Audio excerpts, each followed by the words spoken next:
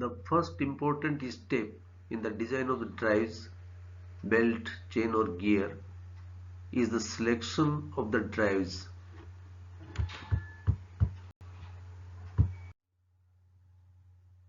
The parameters to be considered for selection of a drive are the power to be transmitted, the type of driver and driven machines, the speeds of the driver and driven machines and the speed reduction, the distance between driver and driven shafts, relative angular position of shafts, space available,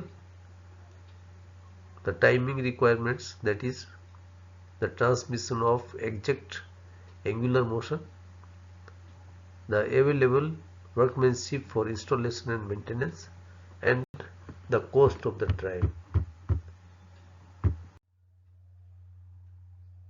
Here some typical examples of driver and driven machines are given. The drivers can be electric motors of various types, engines and turbines.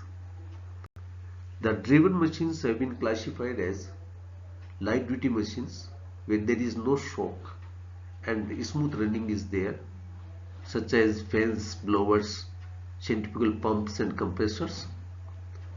The medium duty machines where some shock is involved or the torque requirement varies, just like heavy duty fans, machine tools, presses, etc.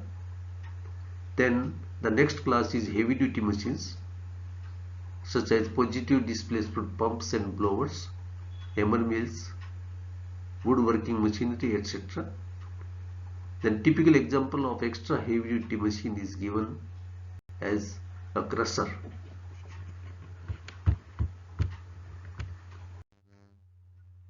All of you must have seen the belt drive somewhere. The drive basically consists of a rectangular cross section or V-section belt and two pulleys. They are widely used especially for the shafts which are widely separated. The powers which can be transmitted are up to 100 kilowatt. Of course, the greater power must be considered only for V belts. The specific features of the belt drive are: the load is transmitted by virtue of friction contact between the pulleys and belt and tension in the belt. The belt has some slip over both of the pulleys. The dimension of the belt drive must be large if considerable torque is to be transmitted.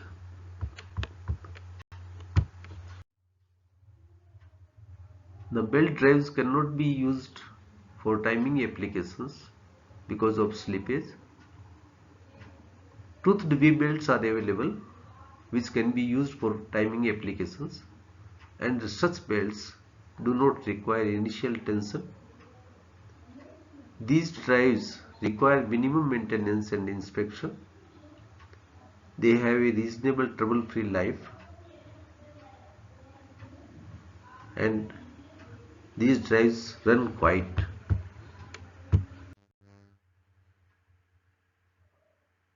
The plate belts can be used for non-parallel shafts. A typical example is given in the figure where the axes of the shafts are perpendicular to each other. Because the belts are flexible elements, hence they are capable of reducing transmission of vibration and shock from one shaft to other. They have the ability to slip in the event of overload or sudden impact. The surrounding condition, clean, oily or dusty, affects these drives. The belt drives are the cheapest of all drives which we will discuss. All of you have seen the chain drive of the bicycle. It consists of rigid metallic links which are hitched together to provide flexibility for wrapping action around the driving and driven wheels, which are having surfaces that are shaped to conform to the type of chain used. These wheels are called sprockets. The specific features of the chain drive are: they are positive drives. If one sprocket is rotating, other has to rotate, and hence the slip cannot take place. Chain drives are compact and can be arranged within a smaller space than the belt drives. However, the gear drives, which we will discuss later on, are much smaller for the same power transmission. The chain drives do not require initial tension and hence exert smaller bending loads on the shafts. Chain drives can be used only for parallel shafts. Gradual stretching of the chains occur during the service owing to the wear in various pin joints of the chain, and hence slackness in the chain occurs. This requires removal of one or more links or adjustment of the center distance. The chain drive is not suitable for timing applications. The chain drive can transmit power over distances larger than gear drives. Careful alignment of the chain is required. For chain drives, the tolerances are not as critical as in the case of gear drives. Both chain and gear drives require proper lubrication, maintenance, and regular inspection. Now I shall present the salient features of the gear drive.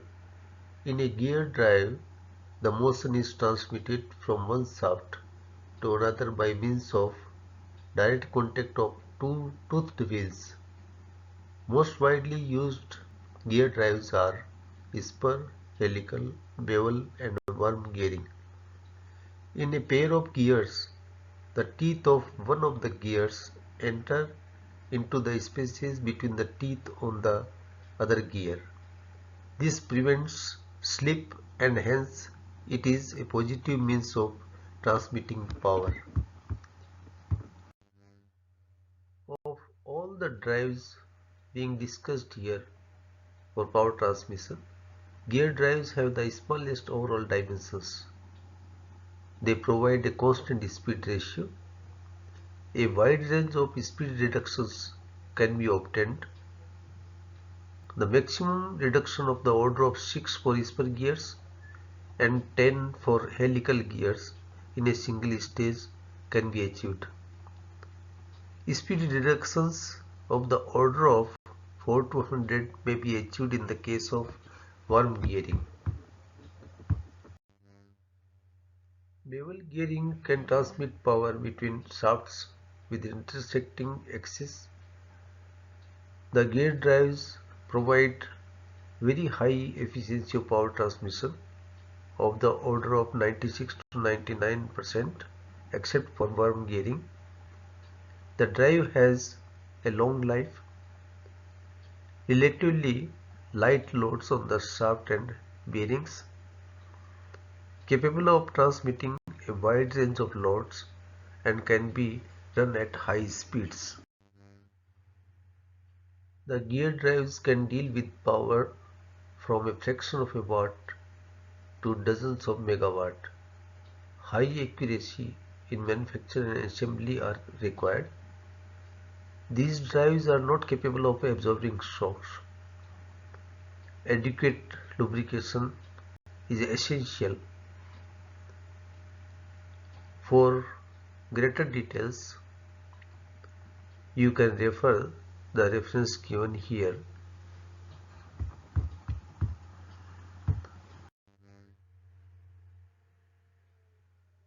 I presented the various parameters to be considered for selection of a drive.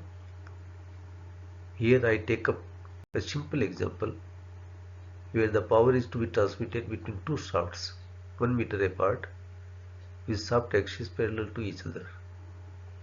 The power to be transmitted is 10 kW from shaft 1 running at 1500 rpm to shaft 2, which is to be run at 500 rpm. For 10 kilowatt power with given rpm, the gear size would be much smaller compared to the given center distance. Belt or chain drive may be considered for the given center distance of 1 meter. More information about type of driver and driven machines is required to make the final selection. In case of belts, the ambient conditions, and for chain drive, skill for proper assembly and lubrication are to be considered. The belt may be a flat belt or V belt. I hope you have liked the video. If you have any questions, please feel free to send your questions at my email address given on page 1. Please wait for the next video. Thanks.